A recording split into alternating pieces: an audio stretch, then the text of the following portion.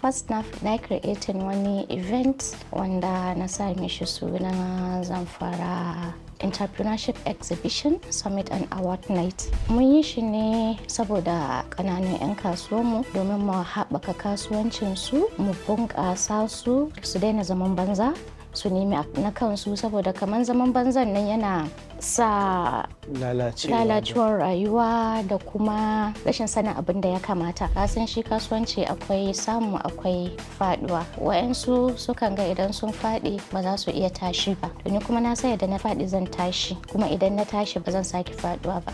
To zan iya in ce Zamfara alhamdulillah we are safe. Sannan akwai traditional abubuwan da zaka ji wani gari ba zaka gansu ba, amma Zamfara ga sunan gwanin sha'awa. Zaka ci hoce. Mana akwai hoce akwai bula. Shi hoce nake gaya maka ko idan aka dafa shi aka mishi miya irin miyar taushen nan aka hada maka da shi. Me ake cewa ba yaro mai kiwiya ko?